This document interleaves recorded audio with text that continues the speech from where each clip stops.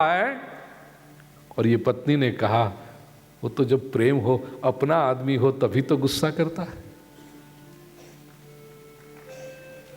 ये जो भाव है,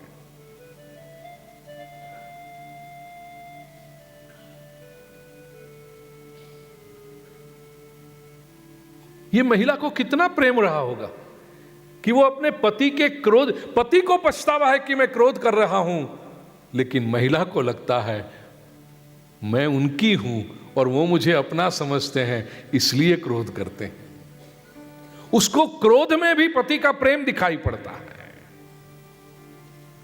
इसका अर्थ दूसरे पति क्रोध करता हो तो बंद कर दे, नहीं तो पाछा आ मारा बेटा घेर जईने एम के जो तारे आमा प्रेम जोवानो।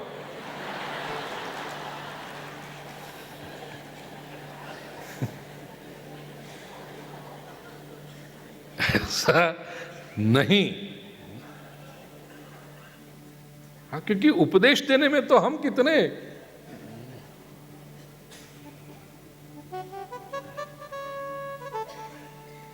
ईश्वर निग्रह करे उसमें भी अनुग्रह है। ये पारमार्थिक दृष्टि है, ये परमात्मा के प्रति सही समझदारी है।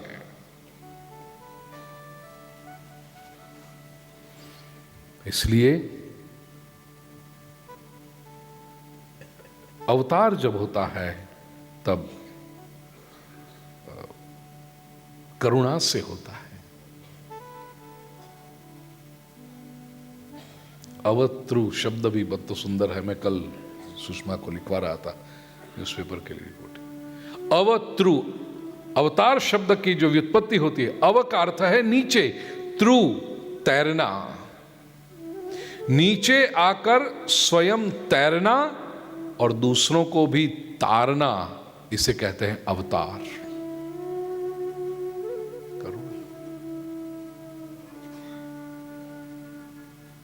छोटा सा बालक है, माँ काम में व्यस्त है और बालक को इच्छा है कि माँ मुझे उठा ले। पुकारता है माँ माँ माँ। माँ व्यस्त है, मेहमान आने वाले हैं। हाँ बेटा ठहर ठहर, कोई खिलौना दे देती है, पूड़ी दे देती है खाने के लिए। 15-20 मिनट निकल जाते हैं, लेकिन फिर वो बालक की उत्कंठा इतनी बढ़ जाती है, न खिलौना चाहिए, न पूड़ी चाहिए, न चॉकलेट चाहिए, न कुछ चाहिए, माँ। और वो जो पुकार है, माँ समझ जाती है कि अब इसको और कुछ नहीं लगेगा, और किससे मानने वाला नहीं है अब वो। तब माँ स्वयं वो गैस को थोड़ा धीरा करके नीचे झुककर अपने बालक को उठाती है।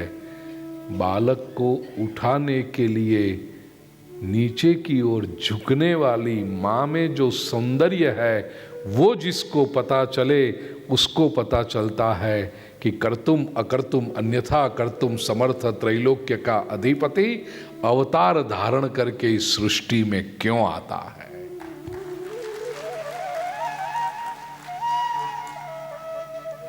भक्तों की पुकार जब बढ़े, हे प्रभु,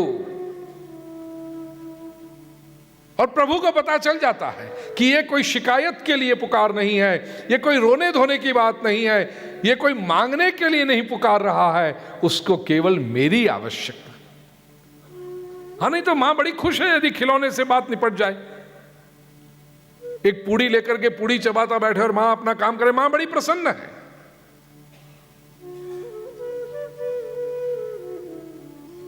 लेकिन मां को पता चलता है यहां कुछ नहीं चलेगा, केवल मेरी आवश्यकता है। ऐसे ईश्वर को पता चल जाता है भक्त की ये पुकार केवल मेरे लिए है। तब प्रभु पधारते हैं। संभवामि युगे युगे, आते रहता हूं। यूं देखो तो प्रत्येक मनुष्य परमात्मा का अंशावतार है। हम सभी के भीतर परमात्मा तो है ही, उसे प्रकट करना है,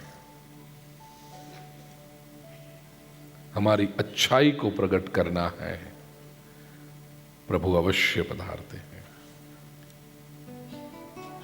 इस अर्थ में प्रभु को पुकारें, साधु बने और विनाशाय च दुष्कृता। अवतार का ये गौण हेतु है। साधुओं की प्रभु दर्शन की अभिप्सा को एकांत में पूर्ण करने के लिए प्रभु अवतार लेकर जब पधारते हैं, तब एका क्रिया द्व्यर्थ करी बभूव। हिंदी में कहते हैं ना, एक पंथ दो काज। ऐसे फिर अनिष्टों का निवारण करते जाए। वो एका क्रिया द्व्यर्थम जो है वो द्व्यर्थ करी बभूव, ऐसा है। इन प्रभु आते तो हैं। यूं देखो तो अवतारवाद, पुनर्जन्म का सिद्धांत और अवतारवाद, ये भारतीय संस्कृति की इतनी मधुर संकल्पना है, और उसमें भी ईश्वर का अवतार। पुनर्जन्म का अर्थ मैं मरता नहीं, अपने अमरत्व की बात हुई ना। पुनर्जन्म का अर्थ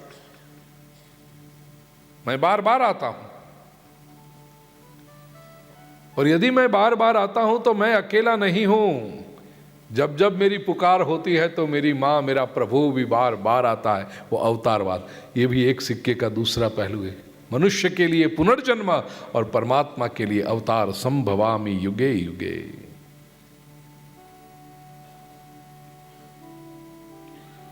प्रभु पधारते हैं। दुष्टों का संहार, एक बड़ा सुंदर प्रसंग मुझे याद आ रहा है। एक तरफ भगवान ने भगवद गीता में कहा है, 9वें अध्याय के 29वें श्लोक में, समोहम सर्वभूतेषु न मे द्वेष्योस्ति न प्रियः। मैं जीव मात्र के साथ समान हूं, कोई मेरा प्रिय नहीं है, कोई मेरा पराया नहीं है। भगवान, यदि आप कहते हो कि आप सभी के लिए समान हो, तो फिर दुष्टों को मारते क्यों हो? भगवान ने बहुत सुंदर उत्तर दिया है। महाभारत के उद्योग पर्व में ये प्रसंग आता है।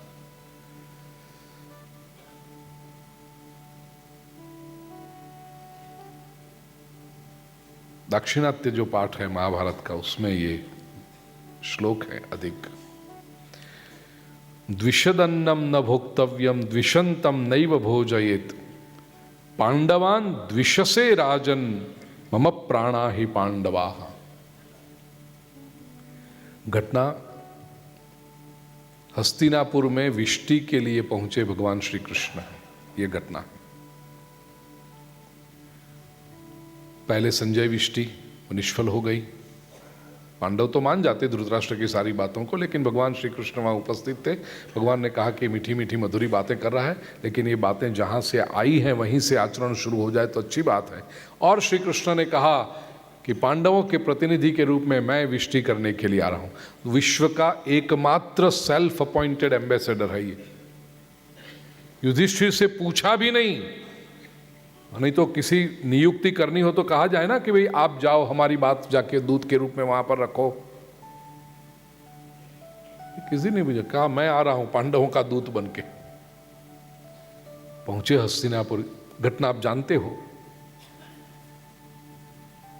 दुर्योधन ने तो बड़ी व्यवस्था करके रखी, और धृतराष्ट्र दुर्योधन ने मिलकर योजना ये बनाई थी कि lunch, dinner, breakfast, T party, उसी में भगवान को व्यस्त रखा जाए कृष्ण को, और 7 दिन के लिए बस अच्छा अच्छा भोजन मिला के अच्छे अच्छे समारंभों में उपस्थित। प्रभु यहाँ पर आके रिबन काटो, यहाँ इसका उद्घाटन करो, यहाँ उसको अवार्ड प्रदान करो, और ये लंच पार्टी, ये डिनर पार्टी, यही पूरा लिस्ट थमा दिया दुर्योधन ने। कृष्ण कहते हैं मैं इसके लिए नहीं आया हूं। रहने का प्रबंध दुर्योधन ने किया था प्रभु के लिए, भव्य महल, रथ, हाथी, घोड़े, नौकर, चाकर, सब कुछ। कृष्ण कहां जाकर रहे? विदुर जी के। भोजन का प्रबंध किया था दुर्योधन ने, सब कुछ, लेकिन भगवान श्री कृष्ण ने क्या आरोगा? विदुर जी की भाजी। साग विदुर घर खाई, सबसे ऊंची ये घटना में दुर्योधन भी विचक्षण था। ऐसे नहीं कि मैं विदुर जी के वहां जाऊं तो जाने देगा दुर्योधन, पकड़ के रखेगा। बड़ा पॉलिटिशियन था दुर्योधन। भगवान कृष्ण को ही फंसाने की कोशिश करता है। प्रभु आपके लिए तो सब समान होने चाहिए, आप तो इतने बड़े हैं और दूत बन के आए हैं, विष्टि करने के लिए आए हैं, तो दूत को तो दोनों की बात सुननी चाहिए, समान होना चाहिए। आपको तो मध्यस्थी बनना चाहते हैं आप, तो फिर मेरे घर भी आप रहो, मेरे यहां भी भोजन करो। टेक्निकल बात रखी है दुर्योधन ने कृष्ण को रोकने के लिए। लेकिन याद रखना भाई, यदि कोई व्यक्ति मुसीबत में है, जीवन की चैलेंजिंग सिचुएशन का सामना कर, तब दूध में और दही में दोनों में पैर रखने वाले लोग कभी काम में नहीं आते। आपकी बात सही है, लेकिन जरा उनको भी ऐसा जरा बरा कुछ नहीं। मुसीबत में जब कोई व्यक्ति होता है तो उसको कौन चाहिए? उसको साथ देने वाला चाहिए। चट्टान की तरह उसके बाजू में खड़ा रहा हो, ऐसा व्यक्ति चाहिए। उस वक्त उसकी एनालिसिस करने वाला व्यक्ति नहीं चाहिए। आप यदि ऐसा करते ना तो कदाच कहीं जुदू था, आपने तो कोशिश करो, हो गई कोशिश। ये पागल आदमी है, नहीं की होगी उसने कोशिश, इतनी अकल नहीं है उसमें। जब मामला इस स्थिति पर पहुंचा है तो कुछ तो होगा उसमें, और अचानक आप आके कहो कोशिश करो कोशिश करो। और कुछ लोग तो ऐसे होते हो, दूध में, दही में, छाछ में, घी में, माखन में, सब में पैर रखते हैं, किसी काम के नहीं ये लोग। भगवान श्री कृष्ण इस अर्थ में अनूठे हैं। यदि पांडवों से मेरा प्रेम है और मैं जानता हूं कि वे सही हैं, दुर्योधन जब ऐसे पॉलिटिक्स खेलने गया, होता ही है ऐसा समाज में। आप देखोगे जब भी कोई अपनी अपनी ओर खींचने की कोशिश करते हैं ना सब लोग, और वो बीच वालों को बड़ा मजा आता है। अब वो भी तो अपने को महत्व दे रहा है ना, तो जरा उधर से भी हम ले पंपाड़ छोड़ू तू ये मने, अरे हट। एक पक्ष में स्थिर खड़े रहने की हिम्मत और स्पष्ट वक्तव्य भगवान श्री कृष्ण करते हैं। द्विषदन्नम न भोक्तव्यम, ये कृष्ण का सिद्धांत है मेरे प्रिय स्वजनों। द्वेष व्यक्ति जो रखता हो उसका अन्न खाना नहीं चाहिए। द्विषदन्नम न भोक्तव्यम द्विषंतम नैव भोजयेत। जो द्वेष रखता हो उस व्यक्ति का भोजन तो नहीं करना चाहिए, उसको खाना भी नहीं खिलाना चाहिए। द्विषंतम नैव भोजयेत पांडवान द्विषसे राजन मम प्राणा ही पांडवा। दुर्योधन, मेरे प्रति तुम इतनी मधुर भाषा से बात करते हो, मुझे इतना महत्व दे रहे हो, लेकिन मुझे पता है कि तुम पांडवों का द्वेष करते हो, इसलिए मुझे महत्व दे रहे हो। और दुर्योधन सुन लो एक बात, पांडव मेरे प्राण हैं, मैं प्रेम करता हूं, और तुम पांडवों से यदि द्वेष करते हो तो उसका अर्थ मुझे द्वेष करते हो।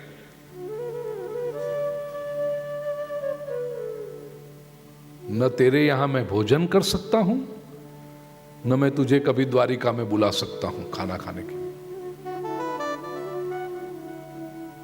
द्विषदन्नम न भोक्तव्यम द्विषंतम नैव भोजयेत। इसलिए यस्तान द्वेष्टि समाम द्वेष्टि यस्तान अनु समाम अनु। जो पांडवों का द्वेष करता है वो मेरा भी द्वेष करता है, और जो पांडवों से अनुकूल है वो मुझसे भी अनुकूल है।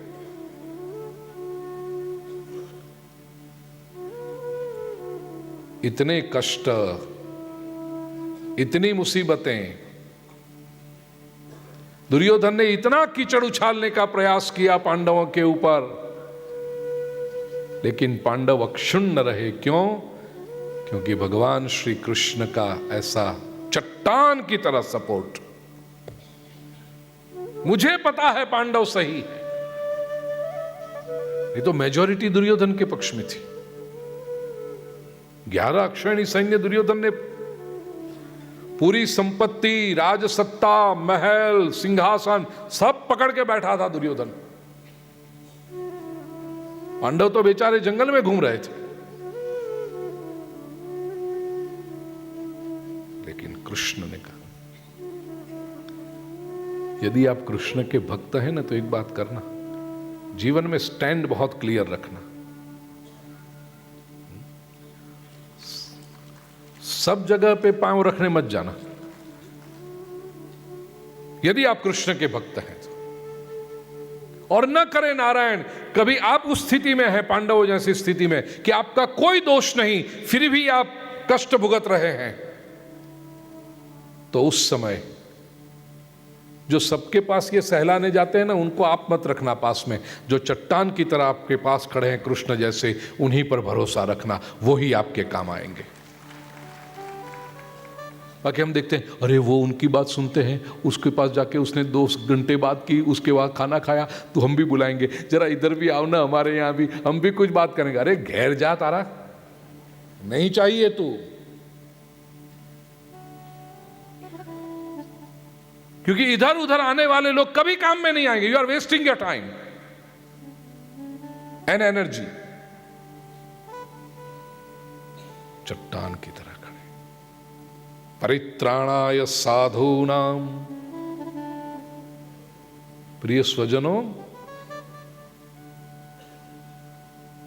कृष्ण बनना आसान नहीं है। और इसलिए मैं कहता हूं, अंतिम सूत्र को ध्यान रखना, कि भगवान जब कहते हैं कि संभवामि युगे युगे, इसका अर्थ कृष्ण बार बार नहीं आते, लेकिन ऐसी परिस्थिति में जो हमारे सामने आकर खड़ा रहता है, वो ही हमारा कृष्ण है। जो सत्य को पकड़ता है, जो सही लोगों को आधार बन के खड़ा रहता है, जो सत्य का उच्चार करता है, वो कृष्ण। उसमें कृष्ण तत्व को ढूंढना। नहीं तो वही पीतांबर धारण किए हुए मोर मुकुट बंसीधारी को आप ढूंढोगे, फैंसी ड्रेस वाला कोई मिल जाएगा, बहरूपिया कोई मिल जाएगा।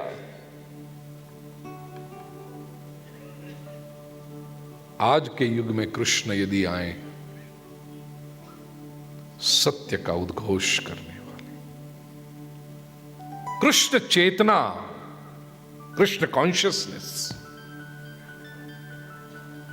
उसका दर्शन करना। हां, हमारी श्रद्धा का केंद्र वो पीतांबरधारी मोर मुकुट बंसीधारी हो, आनंद का विषय है। हमारे इष्ट स्वरूप को प्रणाम।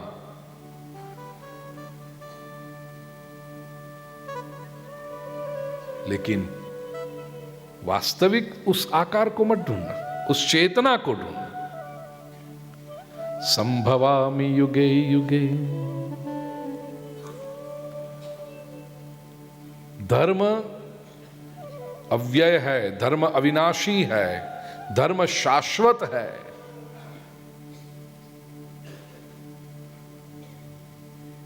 नष्ट नहीं होता, लेकिन लुप्त हो जाता है, ढक जाता है। ईशावास्य उपनिषद में ऋषि ने कहा ना, हिरण्मयेन पात्रेण सत्यस्याभिहितं मुखम तत्वं पोषन्न पाव्रोणो सत्यधर्माय दृष्टये। सत्य असत्य से ढक जाता है,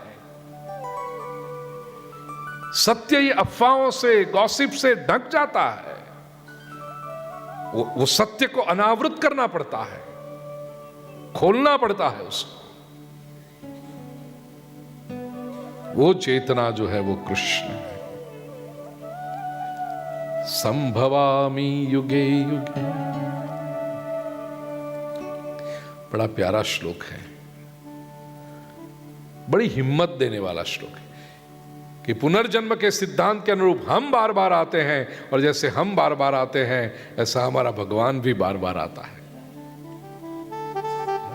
सच अ रोमांटिक थियरी।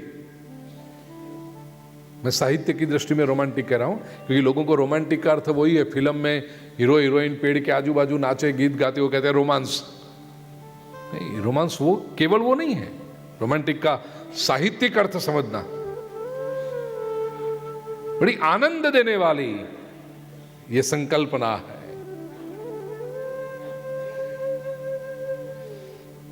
नवा श्लोक। जन्म कर्म च मे दिव्यम्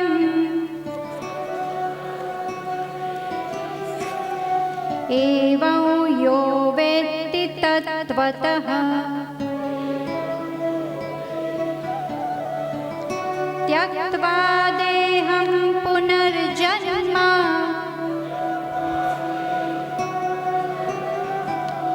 नैति मामेति सोऽर्जुन। हे अर्जुन, मे जन्म च कर्म दिव्यम, मेरा जन्म और मेरे कर्म दिव्य हैं। ये दिव्य शब्द भी संस्कृत में दिव धातु से प्रकट होता है, व्युत्पन्न होता है। और दिव धातु का एक अर्थ है क्रीड़ा। तो मेरा जो जन्म है, मेरे जो कर्म हैं, क्रीड़ा के लिए, इसलिए हम भगवान राम की लीला कहते हैं। क्रीड़ा, लीला, श्री कृष्ण लीला, खेल के लिए आते हैं, क्रीड़ा के लिए आते हैं। उसमें कोई हार जीत का सवाल नहीं होता, लीला है। लोकवत्तु लीला कैवल्यम। क्योंकि संसार में क्या है, ये बड़ी विचित्र बात है, संसार में अकेले रहना पसंद नहीं। न एकाकी रमते, दूसरे की जरूरत है, दूसरे की आवश्यकता है। लेकिन दूसरा जब आता है तो डर भी लगता है। द्वितीयाद वै भयम, आप देख लेना, हमेशा अकेले को कभी डर नहीं लगता। बड़ा सा आपका मकान हो और आप अकेले हो अंदर, आप कहोगे डर लगता है, खिड़कियां बंद कर दो, दरवाजे बंद कर दो, लॉक कर दो सब। क्यों? अकेले है ना, तो अकेले से क्या डर? नहीं, ऐसे नहीं, कोई आ जा, देयर यू आर, कोई आ जाएगा। डर दूसरे का है। आपको 100% भरोसा हो कि कोई आने वाला नहीं है तो डर काहेगा? अकेले का डर नहीं है। कहते हैं डर अकेले में लगता है, लेकिन वस्तुतः डर दूसरे का है। इसलिए आप बहुत प्रबंध करते हैं, खिड़कियां बंद करते हैं, दरवाजे बंद करते हैं, बाहर चौकीदार को खड़ा करते हैं, किसी को आने मत देना। और चौकीदार पे भी भरोसा नहीं है तो कुत्ते छोड़ रखे हैं, किसी को आने मत देना।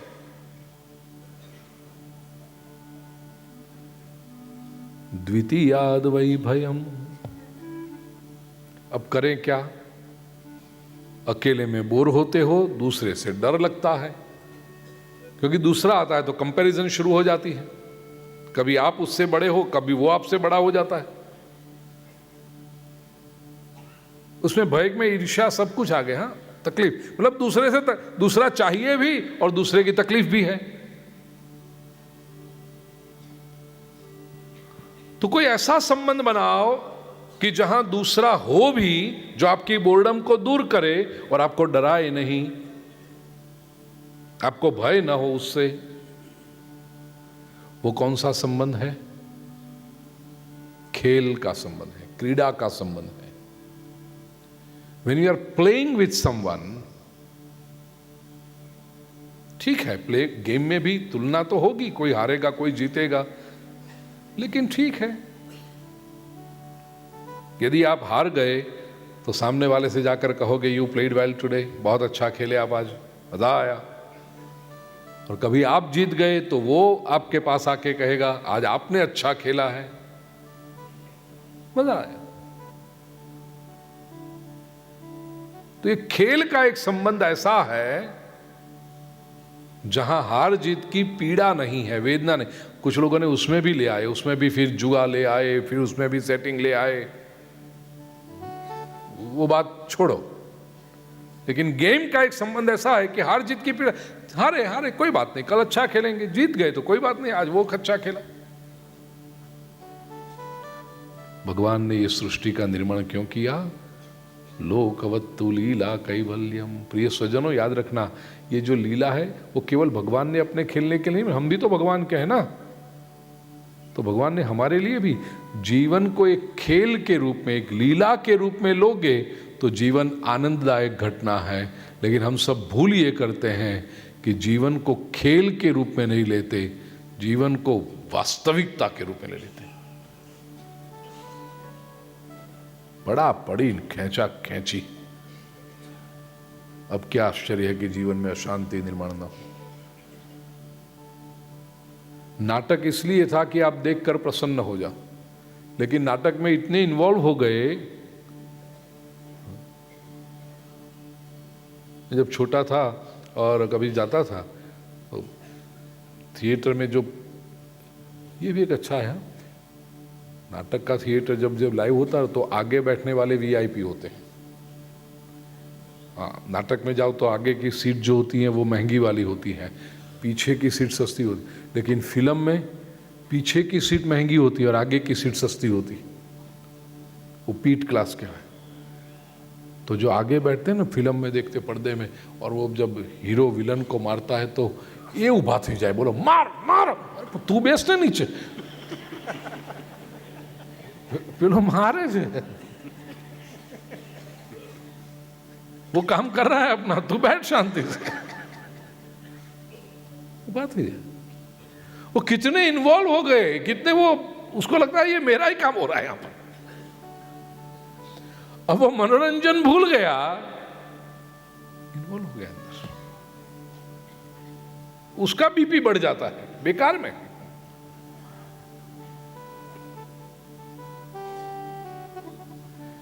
जीवन में इतना इन्वॉल्व मत हो जाओ कि आपका बीपी बढ़ जाए।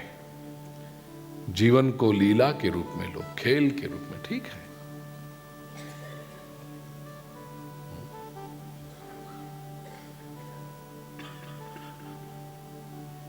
आते हैं अच्छे प्रसंग, आते हैं बुरे आते हैं, ग्राफ ऊपर नीचे जाते। जे.आर.डी. टाटा ने बड़ा सुंदर कहा कि आप किसी मरीज को मिलने के लिए जाओ अस्पताल में, उसमें भी आईसीयू में जाओ। कोई पेशेंट जब आईसीयू में हो, अब वो पेशेंट आईसीयू में है, उसका मतलब कि आपको उसे डिस्टर्ब नहीं करना है, उसको आराम की ज़रूरत है, उसको अकेला छोड़ना है, उसके कोई इन्फेक्शन न लगे ऐसा वातावरण निर्माण करना, इसलिए उसको आईसीयू में रखा है। लेकिन हमारा समाज ऐसा है, आईसीयू में है तो उसको जाके देखना ही है।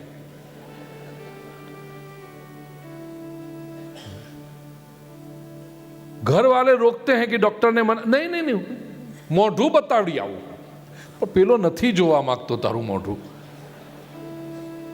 मोढ़ू बताड़ी आओ अंदर से। अब गए अंदर, कुछ भी जुगाड़ करके पहुंचे अंदर। अब अंदर पेशेंट के पास है, पेशेंट को तो देखा क्योंकि वो तो जाना पहचाना है, उसको क्या देखना है। गंभीर चेहरा करके वो पेशेंट के ऊपर सब मॉनिटर लगे हैं ना, टीवी स्क्रीन, उनको देखते हैं ऐसे, जाने बदी खबर पड़ती हो। ऐसे वो सब स्क्रीन को देखते हैं। उनको केवल इतना पता है कि ऊपर नीचे होता रहे ना, तब तक ठीक है, सब चलता है। यदि कोई ग्राफ बंद हो जाए ऊपर नीचे होता हुआ तो चिंता का विषय है। यदि वो सीधा चलने लगे तो अच्युतम, तो ग्राफ ऊपर नीचे जाना चाहिए। अच्छा 12 इनके आम तो બધું બરાબર છે, હા તને ખબર પડી બધી।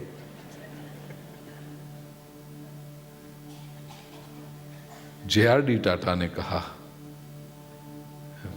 कि जैसे हम वो देखते हैं पेशेंट का कि ग्राफ जब ऊपर नीचे जाता है तब तक जीवन चल रहा है, ठीक, ग्राफ यदि सीधी लिटी में जाने लगे तो चिंता का विषय है। प्रिय स्वजनों, ऐसे जीवन में भी ऊपर नीचे जब तक होता रहे ना, तब तक प्रसन्न हो जाना कि जीवन चल रहा है। ये ग्राफ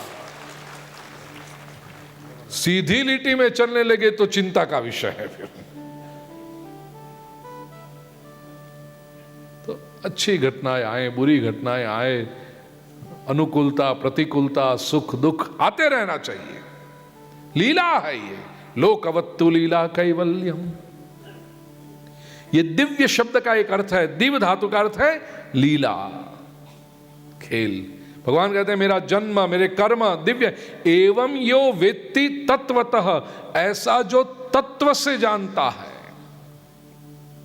फंडामेंटल उसको अंडरस्टैंडिंग है, who is convinced about it, केवल कही सुनी बातों से नहीं, तत्वतः जानाति, तत्वतः वेत्ति, विद टू नो, वेत्ति जानता।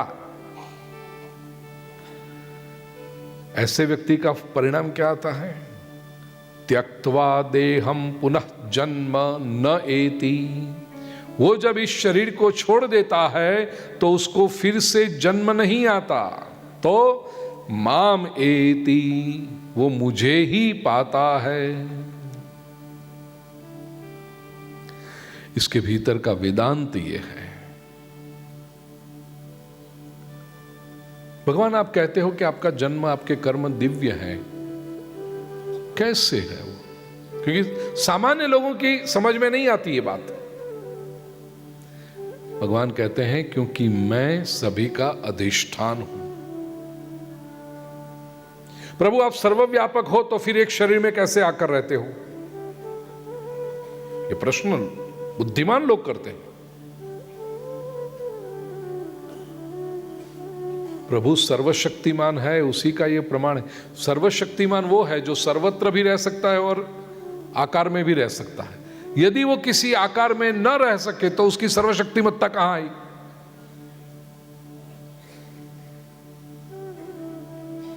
वो रह सकता है।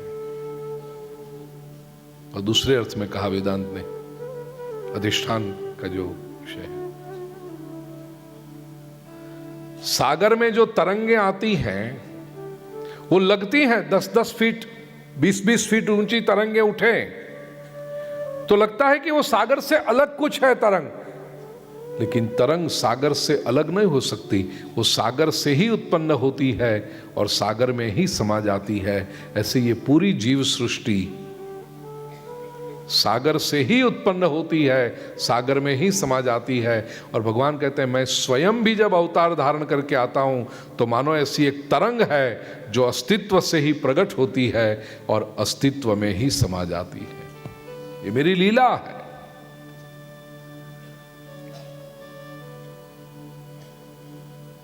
और वहां जब उस अधिष्ठान में दिखाई पड़ता है प्रभु, तो अधिष्ठान में कोई फर्क नहीं पड़ता। दृष्टांत रज्जु सर्प न्याय। रस्सी में जब आपको सर्प दिखाई पड़ता है तो पता है रस्सी तो रस्सी की तरह रहती है, लेकिन आपको जब सर्प दिखाई पड़ा तो वो आपको डराता भी है, आपको लगता है कि हाँ देखो हिल भी रहा है। रस्सी कहां हिलेगी? लेकिन आपको उसमें दिखाई पड़ रहा है, इसलिए आप सब देखते हो उसमें। ऐसे भगवान, अब आपको सर्प दिखाई पड़ा, उससे रस्सी का रस्सीपना नहीं बदला, वो तो वैसा ही रहा। भगवान कहते हैं ऐसे मैं हूं निर्गुण निरंजन निराकार सर्वव्यापी अत्र तत्र सर्वत्र स्थित हूं मैं। ये वास्तविकता है। लेकिन एक तरंग की तरह जब मैं अवतार धारण करता हूं तो मेरा वो जो मूल स्वरूप है उसमें कोई फर्क नहीं पड़ता। और चूंकि मैं सर्वशक्तिमान हूं इसलिए मैं कर सकता हूं ये। जब मेरी इच्छा हो, जब मेरे भक्तों की पुकार हो तो मैं आता हूं ऐसे।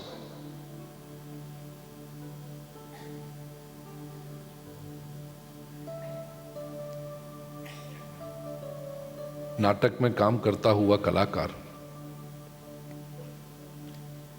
नाटक के 300 शो हो और हर शो में उसकी मृत्यु होती है, इतना जानदार अभिनय करता है कि देखने वालों की आंखों में आंसू आ जाते हैं। 2.5-3 घंटे के नाटक में उसने अपने अभिनय का प्राण डाल दिया उसने। तो जब वो उसकी मृत्यु होती है तो लोगों की आंखों में आंसू आ जाते हैं। 300 बार वो मरा लेकिन वास्तव में एक भी बार नहीं मरा। भगवान कहते हैं ये मेरी लीला है। संसार में कई बार संभवामि युगे युगे, मैं जन्म भी लेता हूं, लीलाएं भी करता हूं, खेलता हूं, सब कुछ करता हूं और देह छोड़ के चला भी जाता हूं। लेकिन जैसे ही ये पर्दा पड़ता है मैं तो उठ के मैं कहां मरने वाला हूं, कहां मेरी मृत्यु। यही तो मेरी लीला है। इसको जो जान लेता है, दिव्य, वे अप्राकृत हैं, उसको जो जान लेता है वो मृत्यु के बाद, जब उसकी भी मृत्यु होती है, तो जब उसने जान लिया कि मेरे प्रभु की मृत्यु नहीं होती और मैं प्रभु का अंश हूं, तो फिर मेरी भी मृत्यु, अंशी का जो लक्षण है वो मुझ में भी है। तो त्यक्त्वा देहम, उसको जब शरीर छोड़ता है तो उसको फिर पुनर्जन्म नहीं होता। पुनर्जन्म नहीं होता तो फिर वो जाता कहां है? श्री कृष्ण कहते हैं मामेति, मुझे ही प्राप्त हो जाता है, अधिष्ठान भाव को ही प्राप्त हो जाता है। इसका अर्थ